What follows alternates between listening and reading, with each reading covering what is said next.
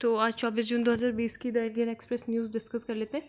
सबसे पहली न्यूज़ है कंसेंसस ऑन डिसंगेजमेंट। तो हमारे जो 14th कमांडर हैं लेफ्टिनेंट जनरल हरिंदर सिंह, और जो चाइनीज़ साइड से लेफ्टिनेंट जनरल साउथ जियांजिंग के रीजन कमांडर हैं मेजर जनरल लिू लिन, तो इनके बीच में 11 घंटे की बातचीत चली और भी सारे कमांडर इसमें इन्वॉल्व थे। तो उसके बाद ये बोला गया म्यूचुअल कंसेंसस टू डिसंगेजमेंट। ठीक है, तो अभी जो है हर सेक्टर को इसमें लिया जाएगा, चाहे वो गलवान वैली हो, हॉट स्प्रिंग हो, पैंगोंग सो को, वेस्टर्न सेक्टर, ईस्टर्न सेक्टर और मिडिल सेक्टर। ठीक है, तो ये है जो ऑल द फ्रिक्शन एरियाज़ हैं उनको इन्वॉल्व करके फिर कंसेंसस निकाला जाएगा कि क्या आगे होगा।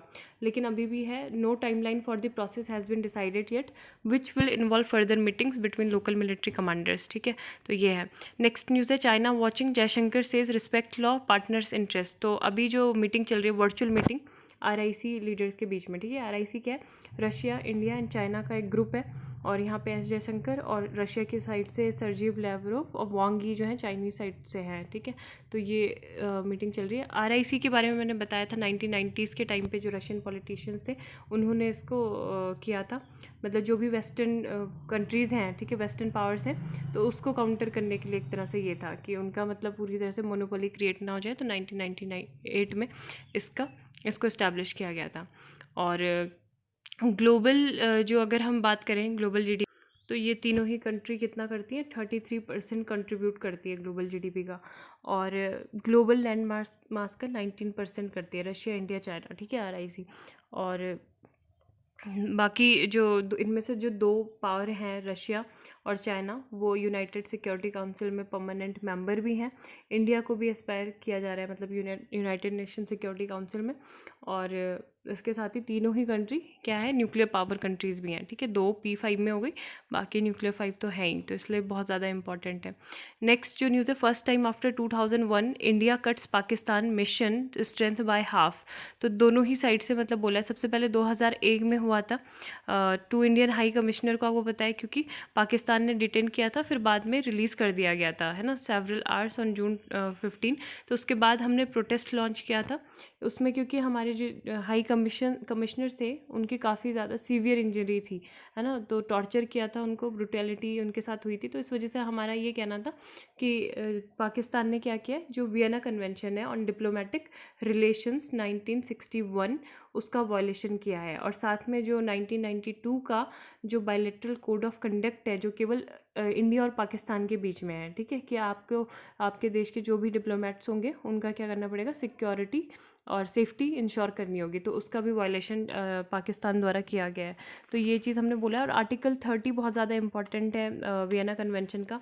आर्टिकल 30 में ये है कि मतलब अगर कहीं पे भी, जैसे जो हाई कमिश्नर है, मतलब इंडियन एम्बेसी जैसे पाकिस्तान में है, तो वहाँ पे कोई भी जो पाकिस्तानी जो सिक्योरिटी फोर्सेस हैं वो बिना इनकी परमिशन के वहाँ पे एंटर नहीं कर सकते हैं। ठीक है, जब तक अप्रूवल नहीं मिलेगा यहाँ नहीं जा सकते। तो एक तरह से वो इंडिया की टेरिटरी हो गई है। तो ये आर्टिकल 30 में मेंशन है जो वियना कन्वेंशन का है। तो यही है। अभी फिर ये है कि जो पूरे स्टाफ है वो वहाँ से हट जाएगा, चाहे वो मतलब कोई डोमेस्टिक कोई वर्कर हो, मतलब काम करने वाले हों, तो उस तरह से 50% जो स्ट्रेंथ है वो रिमूव हो जाएगी दोनों ही साइड से। और 10 महीने पहले पाकिस्तान ने, जब हमने जम्मू कश्मीर से आर्टिकल 370 का जो स्पेशल स्टेटस था उसको एब्रोगेट किया था, तो हमारी जो बायलैटरल टाइज थे वो बहुत ज़्यादा ख़राब हो गए थे पाकिस्तान के साथ। दोनों ही कंट्री ने क्या किया था, जो हाई कमिश्नर थे उनको विड्रॉल कर लिया था, और ट्रेड जो था हमारे साथ पाकिस्तान ने सस्पेंड कर लिया था, है ना। तो ये भी है चीज़। नेक्स्ट है Trump extends ban on H1B other work visas, tech firm says damaging to the US. तो यूएस ने मतलब पहले तो 60 डेज़ का था ये वीज़ा सस्पेंशन, लेकिन अब इसको 31 दिसंबर यानी कि इस साल के लास्ट तक 2020 तक ये कर दिया है। और इससे ये बोला जा रहा है कि जितने भी मतलब ग्लोबली तो इसका इम्पैक्ट होगा ही, जो IT मतलब जो इंडियन इंफॉर्मेशन टेक्नोलॉजी कंपनीज़ हैं, वर्कर्स हैं, उन पर, लेकिन इसके साथ ही यूएस को भी मतलब काफ़ी ज़्यादा नुकसान इससे होगा। तो आगे है काफ़ी कुछ इसके बारे में, वो हम देख लेंगे अभी। Consensus on disengagement plan it in stage. ठीक है, तो ये यहाँ पे यही बोला गया कि Pangong so area where the Chinese have come 8 kilometres to the west of the LAC on the north bank of the lake occupied the ridges. ठीक है, एंड यहाँ पे थी जो मीटिंग हुई थी, मीटिंग किसके बीच में? WMCC, working mechanism for consultation and coordination. तो यहाँ पे इंडिया चाइना बॉर्डर अफेयर्स जो था, is scheduled to be held Wednesday, आज ये होगी. The delegations for this meeting are led by diplomats from the foreign ministries of both countries for maintaining peace and tranquility in border areas. तो उसी पे बातचीत होगी, ठीक है. तो WMCC जो है ये इसका फॉर्मेशन कब हुआ था, 2012 में हुआ था, as an institutional mechanism for consultation and coordination for management of India China border, ठीक है. तो मेन जो इस कमेटी का फॉर्मेशन हुआ था इंडिया चाइना बॉर्डर के मैनेजमेंट के लिए ही हुआ था, और साथ में जो भी हमारे कोऑपरेशन है, हमारे कम्युनिकेशन को स्ट्रेंथन करने के लिए, एक्सचेंज करने के लिए व्यूज़ को, including between the border security personnel of the two sides, ठीक है. तो इसलिए हुआ था working mechanism for consultation and coordination. Jaishankar से is respect of partner interest. तो इसमें यही चीज़ बोला गया है कि जो मतलब united by our rejections of unilateral methods in international relation, especially when these methods are applied by force, ठीक है. तो ये है कि हम मतलब किसी भी यूनिलेटरल जो चाइना अपनी तरफ से कर रहा है हमारे LAC में, वो आगे आगे मतलब इंट्रूजन कर रहा है, तो ये हम इसको ऐसे नहीं मानेंगे. एक तरह से वही बोलना था, डायरेक्टली तो नहीं बोला बट इनडायरेक्टली बोल दिया. And the statements are been seen as a reference to China which India maintains has violated all bilateral agreements, ठीक है. जो 1993 में किया था एग्रीमेंट, तो उसका चाइना ने एक तरह से वायलेशन किया है. Properly handle the sensitive factors, मतलब जो वांग यी हैं वो कह रहे हैं कि हम बहुत अच्छे से जो सेंसिटिव मैटर हैं, बायलैटरल रिलेशंस हैं, उसको मेंटेन कर रहे हैं. सारे जो रिलेशंस हैं सब कुछ हम सिचुएशन देख रहे हैं. और रशिया इंडिया जो है बिग कंट्रीज़ हैं that insist on strategic autonomy. और बाकी जो रशियन है, रशिया की साइड से यही कहा गया कि they started meeting at the level of defence officer, foreign minister, and neither of the two sides made any statement that any of them would proceed on a non diplomatic solution, ठीक है. तो Russia का ये कहना है कि मुझे मतलब I see no reason that Russia or any one else could be imposing their services on India and China in order to solve their own problems, ठीक है. तो कोई भी तीसरी कंट्री मतलब ज़रूरत नहीं है उनको इसमें इन्वॉल्वमेंट होने की. और 75th एनिवर्सरी चल रही है जो conclusion of world war 2 and the foundation of the UN. तो जयशंकर ने रिकॉल किया था, जो हमारे एक्सटर्नल अफेयर्स मिनिस्टर हैं, कि victory over Nazism and fascism was achieved through sacrifice across many theatres by many countries, ठीक है. तो इंडिया के भी मतलब जो सोल्जर्स थे यहाँ पे, काफ़ी ज़्यादा सोल्जर्स ने पार्टिसिपेट किया था यहाँ पे.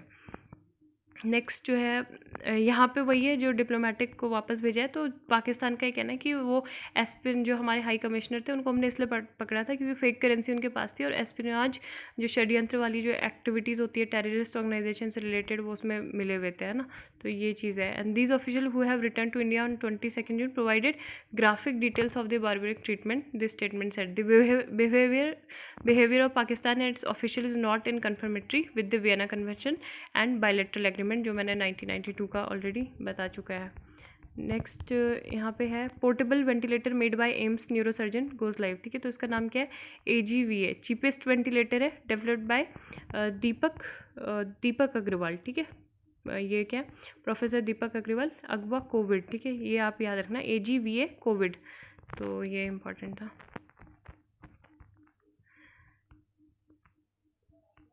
यहाँ पे जब अभी RIC की जो मीटिंग चल रही है जिसमें राजनाथ सिंह गए हैं, तो India had signed a contract worth over $5 billion in 2018 to buy 5 regiments of the S-400, ठीक है. तो रशिया से जो है हमने ये S-400 मिसाइल सिस्टम खरीदने के लिए ये एग्रीमेंट 2018 में साइन किया था, और अभी बोला जा रहा है कि इस साल के लास्ट तक ये हमें डिलीवरी इसकी मिल जाएगी, ठीक है.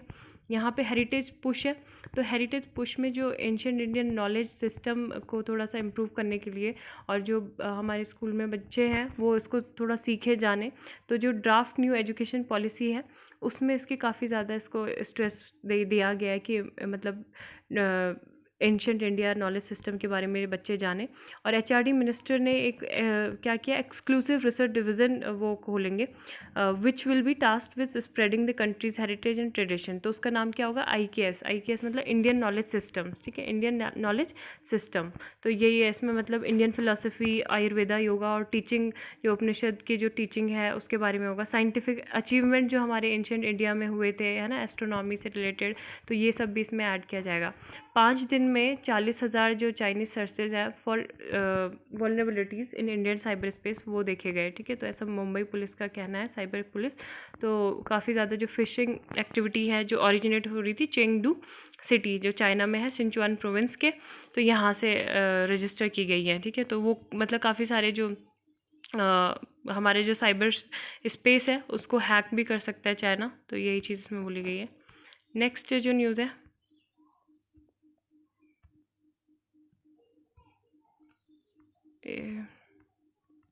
Before virus spread at Kanpur shelter official flagged over crowding. तो इस पर काफ़ी सारे एडिटोरियल दूसरे न्यूज़पेपर में तो आए हैं, लेकिन इस वाले न्यूज़पेपर में अभी नहीं आया। यहाँ पे हुआ क्या है कि एक आश्रम में जो था, जो शेल्टर होम होते हैं ना, तो वहाँ पे 57 girls of government run Kanpur shelter home tested positive for novel corona virus. ठीक है, तो ये मतलब इसका अभी कुछ पता नहीं चल पाया कि कैसे ये इनका टेस्ट पॉजिटिव आया है। And admitting the problem director women welfare जो है, तो ये भी मतलब कह रहे हैं कि उनको जो है प्रोटेक्शन दी गई है, और बाकी सबका जो सैंपल है वो चेक करने के लिए गया हुआ है। नेक्स्ट यहाँ पे है, government asked Ramdev to explain covid medicine claim. तो कल पूरे हर न्यूज़ चैनल पे रामदेव बाबा की मतलब ये जो एडवर्टाइजमेंट है वो आ रही थी, किसको लेके, कोरोनिल टैबलेट को लेके। ठीक है, कोरोनिल टैबलेट उन्होंने बनाई है, कह रहे हैं कि 100% फेवरेबल रिजल्ट्स इसने दिया है 7 डेज में during clinical trials for covid patients. ठीक है, तो इसका क्या है, कोरोनिल टैबलेट स्वासरीवती एंड अनुतैला, तो ये है। और अभी आरोग्य जो हमारा मिनिस्ट्री है, आयुष मंत्रालय, तो उन्होंने क्या कर दिया, अभी मना कर दिया। उन्होंने ये बोला है कि आप पहले प्रॉपर मतलब जो भी इसके लिए कौन सा साइट यूज़ की गई, कौन सा हॉस्पिटल यूज़ किया गया, where the research study was conducted, protocol, sample size, institutional ethics committee clearance और CTRI रजिस्ट्रेशन, जो results data of the studies, ये सब होता है, ये आपको करना होगा। और एडवर्टाइजमेंट और publishing such claims till the issue is duly examine. ठीक है, इससे पहले अगर आप ये सारे क्लेम करने लगो कि इससे 100% कोरोना वायरस जो है नहीं होगा, तो वो हम एक्सेप्ट नहीं करेंगे, और उसमें क्या होगा, चार्जेस भी लगेंगे, है ना। तो ये चीज़ है, against instance of misleading information, fake claims and miss branding. And Ramdev also claim that the medicine manufactured by Haridwar based Divya pharmacy and Patanjali Ayurveda limited is the result of a joint research of Patanjali research institute and national institute of medical science and research NIMS university Jaipur. ठीक है, तो ये है। Next, यहाँ पे जो जगन्नाथ रथ यात्रा है वो शुरू हुई थी, अभी ट्यूसडे से स्टार्ट हुई है। और आपको ये भी बताना चाहिए कि अहमदाबाद वाली जो होती है, कल ही जो मैंने बताई थी, तो गुजरात के हाई कोर्ट ने उसे मना कर दिया था। ठीक है, कि वहाँ पे नहीं होगी। Pandemic situation in Ahmedabad can't be compare to Puri, तो पुरी का हो जाएगा सोशल डिस्टेंसिंग वगैरह करके, लेकिन यहाँ पे नहीं होगी। तो ये जगन्नाथ रथ यात्रा में बताया था, 3 जो डेइटीज़ होती हैं, मतलब एक लॉर्ड कृष्णा हो गए जिनको जगन्नाथ बोलते हैं, और फिर इनके जो बालभद्र बलराम, ठीक है, और जो बहन हो गई सुभद्रा, तो ये लोग जाते हैं, जो गुड़ीचा देवी का टेम्पल है वहाँ पे इनको ले जाया जाता है, इनके मौसी जो आंट हैं उनके घर से होते हुए। ठीक है, 9 डेज़ का ये फेस्टिवल चलता है। और जगन्नाथ जो टेम्पल है वो 12th सेंचुरी का टेम्पल है। आपने किंग अनंत वर्मन का नाम सुना होगा, जो गंग डायनेस्टी के थे। कल मैंने ये चीज़ नहीं बताई थी, बट ये एडिशनल इन्फॉर्मेशन है। ठीक है, तो उन्होंने ये इसको बिल्ड करवाया था। और इसको यमनिका तीर्थ भी बोलते हैं, है ना, क्योंकि जो डेथ ऑफ गॉड, मतलब गॉड ऑफ डेथ है, तो यहाँ पे मतलब उनकी जगन्नाथ भगवान की प्रेजेंस के कारण वो यहाँ पे नहीं आ पाए थे, इस वजह से। और इसको जगन्नाथ टेम्पल को वाइट पगोड़ा भी कहा जाता है। ठीक है, वाइट पगोड़ा भी कहा जाता था। और ये 4 धाम जो पिलग्रिम्स था उसका भी पार्ट था। और बाकी यहाँ पे जो मेन गेट होते हैं, जैसे मेन गेट यहाँ पे क्या था, सिंह द्वार। ठीक है, तो सिंह द्वार जो था मेन गेट था। बस इतनी ही इन्फॉर्मेशन इसमें इम्पॉर्टेंट मतलब याद रखनी है। नेक्स्ट देख लेते हैं, द क्राइसिस इज़ डिफरेंट। तो ये जो है इसमें यही सारी चीज़ें लिखी हुई हैं कि response must also break with pattern cut interest rates.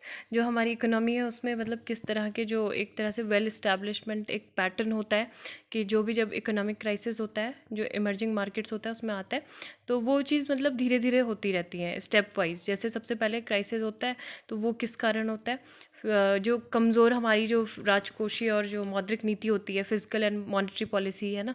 इसके बाद क्या होता है, जो डिमांड होती है ओवर ड्राइव होती है, इन्फ्लेशन बढ़ता रहता है, और जिसकी वजह से जो हमारा करंट अकाउंट डिफिसिट होता है वो भी क्या होता है, बढ़ता है। ठीक है, तो अब जब ये होगा तो इससे क्या होता है, जो इन्फ्लेशन धीरे धीरे बढ़ने से फिर जो फॉरेन और जो डोमेस्टिक भी इन्वेस्टर्स होते हैं वो इन्वेस्टमेंट करने से बचते हैं, और जो बैंक होते हैं वो न्यू लोन प्रोवाइड करना मतलब बंद कर देते हैं, नहीं देते हैं। तो इससे क्या होता है, फिर ग्रोथ जो होती है कोलैप्स हो जाती है, and full blown economic crisis हो जाता है। जैसे 1995 में मैक्सिकन हुआ था, 1997 में एशियन, देन 1999 रशियन एंड 2008 में सब प्राइम क्राइसिस एंड 2013 में taper tantrum are all example of such crisis. In the case of India 1981 से 82 में हुआ था, 1991 से 92 में, and the 2013 crisis all had the same characteristic. लेकिन यहाँ पे ये बोला गया कि ये जो वेल एस्टैब्लिश्ड पैटर्न होता है इसको रिस्पॉन्ड भी हम कर सकते हैं। इस क्राइसिस को कैसे रिस्पॉन्ड कर सकते हैं इसका, कि सबसे पहले तो जो भी जो पॉलिसी मेकिंग है उसमें मतलब ट्रस्ट को रिस्टोर करना, ठीक है, कॉन्फिडेंस उसमें होना चाहिए, विच टिपिकली मीन्स किस तरह से वो हो सकता है, इंटरेस्ट रेट को जैसे इंक्रीज़ कर दिया गया, जो मैसिव विड्रॉल्स ऑफ लिक्विडिटी है, deep cuts on physical deficit, ठीक है, ये सारे करके हम क्या कर सकते हैं, अपना ट्रस्ट बिल्ड कर सकते हैं। दूसरा स्टेप ये है कि इकोनॉमी को रिस्टार्ट किया, रिस्ट्रक्चर किया, जो भी हमारी बैलेंस शीट्स में जो प्रॉब्लम है बैंक की उसको हमने क्या करा, देखा, जो बैंक्स हैं, फर्म्स हैं और हाउस होल्ड्स की बैलेंस शीट है उसको हमने क्या किया, सही किया, ठीक है। तो this means debt restructuring and bank recapitalisation. तो हम प्राइवेटाइजेशन, क्लोजर, मर्जर्स करके ये सब कर सकते हैं। और इसके साथ साथ मतलब जो भी इन रिफॉर्म्स के साथ स्ट्रक्चरल रिफॉर्म्स भी इससे बहुत ज़्यादा ज़रूरी हैं, ताकि ये क्या बन जाए, आसानी से जो पॉलिटिकल कंसेंसस है वो भी बन जाए। अब ऐसा नहीं है कि ये अभी चीज़ हो रही थी, कोविड-19 का जब आउटब्रेक हुआ था उससे पहले भी हमारा जो इंडियन इकोनॉमी है वो बहुत ज़्यादा स्लगिश कर रही थी, slowing growth, falling incomes and profits and financial system that had virtually shut off, है ना। तो काफ़ी पहले से ही ये था और अभी जो है स्थिति थोड़ा और ख़राब हो गई है। तो यही सब चीज़ें इसमें बोली गई हैं कि मतलब अभी क्या कर सकते हैं, इसको अगर सही करना है तो इंटरेस्ट रेट में हम कटौती कर सकते हैं, लिक्विडिटी इन्फ्यूजन ज़्यादा कर सकते हैं, इनकम की जो हेल्प है वो ज़्यादा दे सकते हैं ना। तो यही सारी चीज़ें इसमें बोली गई हैं। द श्रिंकिंग में है the term decision to suspend New York visas could dim American dream. तो ये जो अभी सस्पेंड कर दिया है H1B visa for highly skilled worker, ठीक है, तो हाईली स्किल्ड वर्कर के लिए होता है ये। और इससे मतलब क्या होगा, जो न्यू इमिग्रेंट्स हैं वो कंट्री में, US में नहीं आ पाएंगे, और लास्ट साल तक ये अभी चलेगा, पूरा इस साल पूरा ही चलेगा। और तो ये चीज़ यही बोला है कि मतलब कोविड पेंडेमिक की जगह पे वो मतलब क्या कर रहे हैं, इसको term as a opportunity use कर रहे हैं to harden immigration laws, an issue that has been corner stone of his administration agendas, है ना। तो वो जब भी मतलब बार बार बोलते थे outsiders for a range of problem ranging from unemployment to crime, कि मतलब उससे माइग्रेंट्स आते हैं, पहले आउटसाइडर्स आते हैं हमारी कंट्री में, फिर पहले तो हमारे लोगों की जो जॉब है, एम्प्लॉयमेंट उससे छिन जाता है, उसके बाद फिर वो लोग क्राइम भी करने लगते हैं। तो ये सब उन्होंने बोला था अपने प्रेसिडेंशियल मतलब पोल्स में भी, अभी फ़ायदा ही उठाना चाहते हैं इस चीज़ का वो। एंड सारी यही सब है कि अमेरिकन जॉब वर्कर्स की जो जॉब है वो चली जाती है, लोअर वेजेस हो जाते हैं, they take advantage of generous welfare benefits. The evidence however suggest overwhelmingly that immigrants have contributed to the countries economic success, ठीक है। लेकिन ये है कि US की जो इकोनॉमिक है, इकोनॉमी में काफ़ी ज़्यादा कंट्रीब्यूशन हमारे देश के जो लोग रहते हैं या फिर जो इमिग्रेंट्स रहते हैं उनका कंट्रीब्यूशन होता है, ठीक है। तो उसी को मतलब US को ही इससे ज़्यादा नुकसान होगा। और US tech industries likely to bear the brunt of the new restrictions, है ना। तो क्योंकि आपको पता है कि हमारे जो IT के लोग हैं, हाईली स्किल्ड लोग, वो वहाँ पे जाते हैं, फिर वो प्रोवाइड करते हैं उनको अपनी जो भी टेक्नोलॉजिकल सर्विसेज होती हैं, ठीक है। तो इसमें ये डिस्कस किया गया। नेक्स्ट जो है अभी हम वीज़ा के बारे में देख लेंगे डिटेल में। यहाँ पे इंडिया चाइना रेड लाइंस जो ये आर्टिकल है, तो यहाँ पे ये लिखा हुआ है कि चाइना को रिकॉग्नाइज़ करना होगा कि India too has non negotiable core concerns. कल का जो आर्टिकल हमने पढ़ा था वो ये था कि इंडिया को रिकॉग्नाइज़ करना होगा जो चाइना की वाकई में क्या है, मतलब काफ़ी ज़्यादा आगे बढ़ चुका है ना। और पहले अगर न्यू चाइना पॉलिसी हमको बनानी है तो यही चीज़ हमें एक्सेप्ट करनी होगी, लेकिन चाइना को भी must recognise that India too has non negotiable core concern, aspiration, interest, the principle of equal and mutual security is fundamental. तो ये सारी चीज़ें इसमें यही बोली गई हैं कि चाइना का जो रिसेंट मिलिट्री एक्शन था लद्दाख में, तो उसने जो एग्रीमेंट हुए थे 1993 के, 96 के, 2005 के, तो उसको वायलेट किया है, जो भी पीस एंड ट्रैंक्विलिटी से रिलेटेड थे लाइन ऑफ एक्चुअल कंट्रोल के पास में। और फिर हाईएस्ट लेवल की जो मीटिंग भी हुई थी, वुहान हुई थी, चेन्नई समिट 2018-19 में, और फिर मामल्लपुरम में हुई थी 2019 में, तो उसका भी मतलब कुछ ऐसे बेनिफिट नहीं मिला, है ना। तो यहाँ पे यही सब चीज़ें बोली गई हैं। अटल बिहारी वाजपेयी ने 2003 में एक डिक्लेरेशन साइन किया था, principle for relations and constructive cooperation between our two countries. And third principle जो था इसका, वो ये कहता था कि दोनों ही कंट्री जो है एक दूसरी कंट्री को थ्रेट नहीं पहुँचाएंगी, और जो है फोर्स का यूज़ नहीं करेंगी एक दूसरे के खिलाफ, ठीक है। और यही सारी चीज़ें इसमें बोली गई हैं कि highest level to enhance trust and strengthen strategic communication, ये सब भी हुआ था डोकलाम जब 2018 मतलब ये क्राइसिस हुआ था उसके बाद में। और जो जब हमने मतलब जम्मू कश्मीर से आर्टिकल 370 को एब्रोगेट किया, तो चाइना का एक अनसक्सेसफुल और अननेसेसरी जो अटैम्प्ट था कि यूएन सिक्योरिटी काउंसिल में ये इशू रेस करना है, तो वो भी मतलब उसके बाद भी बातचीत हुई थी, है ना। क्योंकि अक्टूबर 2019 में चाइनीज़ जो थे जी जिनपिंग और हमारे प्राइम मिनिस्टर जो थे वो मामल्लपुरम में मिले थे, लेकिन उसके बाद भी क्या था, कुछ खास ऐसे मतलब कंक्लूजन नहीं निकल के आया। अभी पूरी तरह से वायलेशन ही हो गया। ही support for the BRI and CPEC, लेकिन हमने नहीं दिया। At Chennai the Chinese undoubtedly drew some red lines, तो यही चीज़ बोला गया कि चाइना मतलब feel India has cross, which of this does China feel India has cross and why does China fear India crossing these lines. तो China के जो मतलब सबसे पहले 2014 में when he publicly announced that China was neighbor of South Asia and announced assistance of package for countries in the region, तो CPEC became a part of BRI during CZ subsequent visit to Pakistan in April 2015। तो यही चीज़ है। सबसे पहला यहाँ पे है कि चाइना का जो है लॉन्ग हेल्ड स्ट्रैटेजिक इंटरेस्ट है जम्मू एंड कश्मीर में, और क्योंकि जम्मू कश्मीर से क्या होता है, कनेक्टिविटी मिलती है, जो जिनजियांग और तिब्बत प्रोविंस है उनका, तो यहाँ पे अलाउड होती है।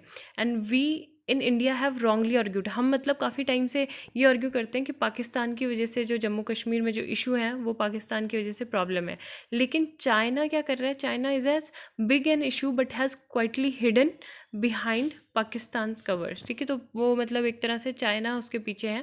That is no longer feasible as democratic India become economically and otherwise stronger. दूसरी चीज़ ये कि trust between our leadership and nations has been seriously impaired by the events of Ladakh.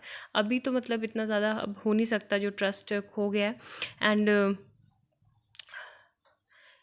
हाँ, तो ये मतलब यही सारी चीज़ें कि हमने कभी भी टाइम बाउंड मैनर में जो LAC पे जो क्लैरिफिकेशन था उसको नहीं किया, और बोलना मतलब आसान है, करने से ज़्यादा। और अभी जो प्रिवेलिंग सर्कमस्टेंसेस है उसमें तो और भी ज़्यादा मुश्किल है। Patrolling procedure will need to be revise preferably by mutual agreements, तो यही सब हो सकता है। इंडिया का जो एनुअल ट्रेड डिफिसिट है वो भी काफ़ी ज़्यादा है चाइना से, and China has still not fulfilled all it's commitment. जो 2001 में कमिटमेंट्स किए थे जब उसने WTO ज्वाइन किया था, तो वो भी फुलफिल नहीं किया है ना। तो बाकी अभी हम यही कर सकते हैं कि एटलीस्ट हम जो टेक्नोलॉजी हैं, जो इक्विपमेंट्स हैं, वो थोड़ा सा अदर सोर्सेज मतलब अल्टरनेटिव उसका ढूंढें। And India on issue of an interest India such as terrorism we get no support from China. कभी भी मतलब उसने ऐसे चाइना जब हमने बोला है कि टेररिज्म बढ़ गया है, इस पर बातचीत होनी चाहिए, तो चाइना ने कोई भी ग्लोबल एजेंडा पे, चाहे वो क्लाइमेट चेंज हो या फिर कुछ भी हो, तो उस पर ऐसे सपोर्ट नहीं किया इंडिया का। तो यही है कि principle of equal and mutual security is fundamental. No country can have a veto on India's relation with any other country और ग्रुप ऑफ कंट्रीज़। तो चाइना को रिकॉग्नाइज करना होगा कि India too has non negotiable core concern interest है हमारे और aspirations हैं।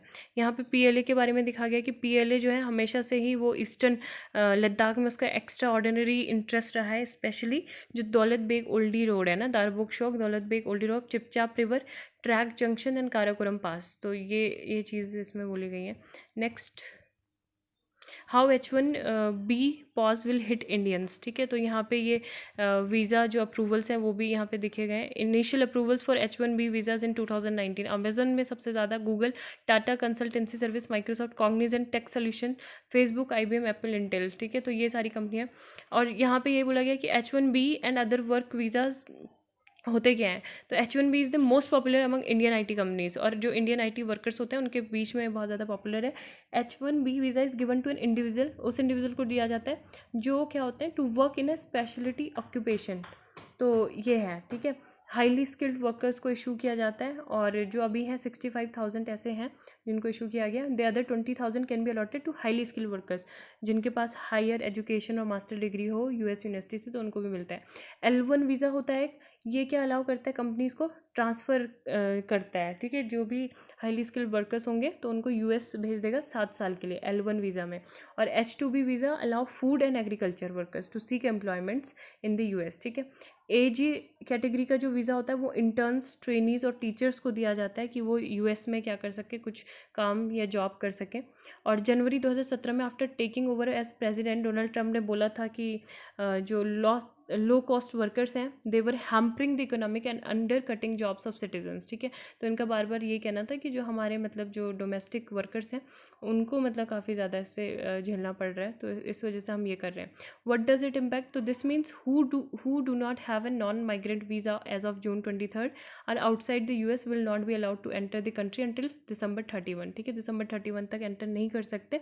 और बाकी के ये बोला गया इसमें कि जो स्टूडेंट्स हैं उनकी एजुकेशन अगर वो हायर स्टडी के लिए जाना चाहते हैं तो उस पर कोई फ़र्क नहीं पड़ेगा इसमें, ठीक है। और H1B पर्सन स्पेशलिटी ऑक्यूपेशन, और इसमें मतलब क्या चाहिए होता है, एंड एक तो to work in a speciality occupation, दूसरा requires a higher education degree, एक हायर एजुकेशन डिग्री होनी चाहिए या फिर it's equivalents, and fashion model, district married and ability and government to government research and development और co production projects administered by department of defence, ठीक है। तो यही चीज़ इसमें बोली गई। नेक्स्ट यहाँ पे है victory day, why Russia celebrates World War II triumph on a different date. तो ये होनी थी May 9 को, लेकिन May 9 की जगह पे अभी ये June 24 को क्यों हो रही है? क्योंकि कोरोना वायरस पैंडमिक की वजह से हो रही है, ठीक है। तो अभी उस टाइम पे हो नहीं पाई थी, इसलिए अभी हो रही है। And tens of thousands of Indian soldier also made the supreme sacrifice in the second world war, ठीक है। तो सेकेंड वर्ल्ड वॉर में हमारे काफ़ी सारे जो 10,000 सोल्जर्स थे वो भी शहीद हो गए थे।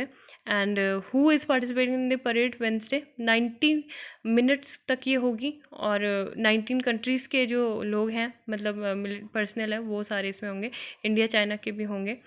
तो ये है। नेक्स्ट है Houthi says they launched missile attack in Riyadh, ठीक है। तो हाउदी जो है European Union Yemen's Iran aligned Houthi movement said it launched a large missile drone attack. तो इन्होंने ये बोला है कि इन्होंने बैलिस्टिक मिसाइल फायर किए हैं टुवर्ड्स रियाद, ठीक है। मेन जो 2 प्रोविंस है, सिटीज़ है, नाजिरन एंड ज़िरांज, ठीक है। ज़िरांज यहाँ पे जो यमन के साथ बॉर्डर लगता है, तो वहाँ पे इन्होंने अटैक किया है, ठीक है। तो ये इनका कहना है। एंड ये क्या है, एक बार देख लेते हैं यमन की लोकेशन। और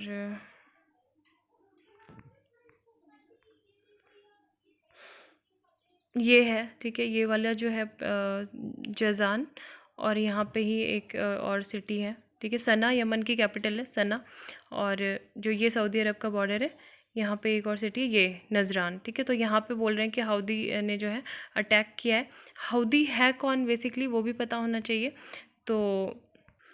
तो ये है हाउतीज़ आर ज़ियादी शाइट्स और ज़ियादिया, और ये क्या है, मुस्लिम माइनॉरिटी कम्युनिटी है इस्लामिक वर्ल्ड में, मेनली ये ईरान, इराक और यहाँ पे डोमिनेट करते हैं। और Houthi movement was founded in 1990s by Hussein Badruddin al Houthi, ठीक है। तो ये मेंबर थे यमन्स के ज़ियादी शिया माइनॉरिटी के, और इनको यमनी जो सोल्जर्स थे 2004 में इनको मार दिया था। उसके बाद से जो इनका जो स्लोगन था वो ये बन गया था, scream is God is great and death to America, death to Israel, curse on the Jews, victory to Islam, ठीक है। तो अभी यही सारी चीज़ें इसमें कि ये मतलब हाउती जो है coalition of Arab states launch a military campaign in 2015 to defeat the Houthis and restore Yemen's government. और 2014 में इन्होंने यमन्स की जो कैपिटल है सना, इस पर कंट्रोल कर लिया था, and proceeded to push southwards towards the country second biggest city Aden, ठीक है। और बस इतना ही जानना ज़रूरी था। यहाँ पे क्या, production of crude oil fall 7.1%, natural gas by 16% in May on virus impact, ठीक है। तो ये काफ़ी कम हो गई है, नेचुरल गैस भी 16%। और मतलब क्या होते हैं ये, total crude oil production in May was 2,602.4 thousand metric tons. तो कोर सेक्टर इंडस्ट्री मेनली पता होनी चाहिए, 8 होती है हमारी, कौन कौन सी है, जैसे रिफाइनरी प्रोडक्ट्स हैं, इलेक्ट्रिसिटी, स्टील्स, कोल और crude oil, natural gas, cement, fertiliser, और जो भी ये मतलब हो गई 8 हो गई, ठीक है। तो ये याद होना चाहिए। CSO के द्वारा ये होता है, IIP जो होता है इंडेक्स ऑफ इंडस्ट्रियल प्रोडक्शन, तो उसमें ये सारे इनके बारे में जो भी इकोनॉमी में इन सेक्टर्स में जो ग्रोथ हो रही है उसमें मेंशन किया जाता है, ठीक है। तो CSO के द्वारा ये मतलब 6 वीक्स के बाद ये किया जाता है डाटा। और बेस ईयर इसका जो था 2002 से 5 से बढ़ा कर अभी 2017 में रिसेंट में 2011 से 2012 कर दिया गया था।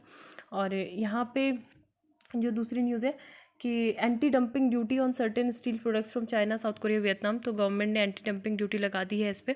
क्यों लगाई है? क्योंकि यहाँ पे साफ साफ लिखा हुआ है कि these countries had been exporting the products to India below its associated normal value. This means the countries were exporting the items at price lower than their own market. ठीक है, तो इसका सिंपल शब्दों में ये है कि जैसे कोई कंट्री है, ठीक है, तो किसी कंट्री द्वारा किसी दूसरी कंट्री से क्या किया जा रहा है, कोई प्रोडक्ट है तो उसको उसकी कॉस्ट से भी कम कॉस्ट पे बेच रहे हैं वो दूसरी कंट्री में, तो उसको बोलते हैं डंपिंग. ठीक है, तो सपोज जैसे चाइना है, तो चाइना में कोई किसी प्रोडक्ट का जो कॉस्ट है वो 100 है, लेकिन वो क्या है 100 में ही मतलब इंडिया में बेच सकते हैं, लेकिन वो क्या कर रहे हैं 70 या 80 रुपीज़ में इंडिया में उसको एक्सपोर्ट कर रहे हैं.